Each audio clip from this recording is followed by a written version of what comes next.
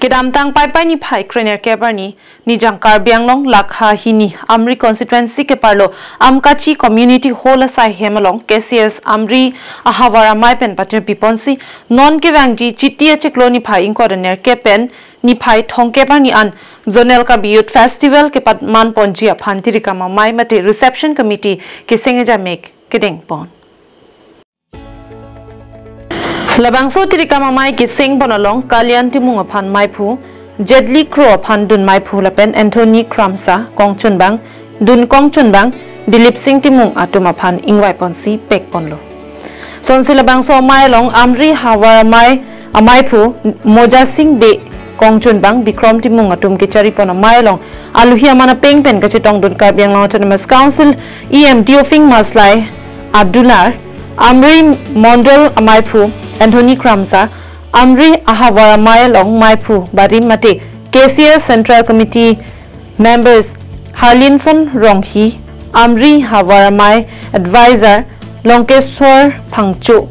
Elvis Phangcho, Kongchun bang abarim amaipu Amri Havar amei, abarim Kongchun bang Lunse be, abarim Kongchun bang Sordar be, abarim amaipu Probin Phangcho. Abarim amaipu Dilip Singh Hansi, abarim amaipu Harlinson Rongki, abarim Kongchun bang Winchester Inti, Putsari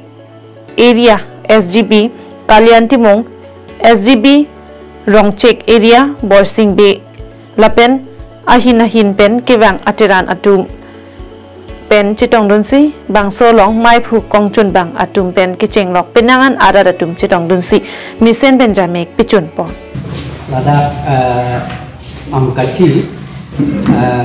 CFC hula long ini tu Amri kalau kita masong dan ini lada dirikam amei keseng amei ini tu ini kono asal bangsuam dirikam amei keseng mei pu dan cenglo Kongchun bang lapen arku kiduan asayan sampai ini tu Cipek pontai no, asik pineng indeng ham kepra kethom, karbi risunim so rong aje ladak Amri along, kibi ponji mate katalon ponji ke lagi nitum, cisik ponding lo mate nitum pacun pondek ko nitum rata panstame lingkit heban nitum pacun lo pangdak. News report Karbing Long Live.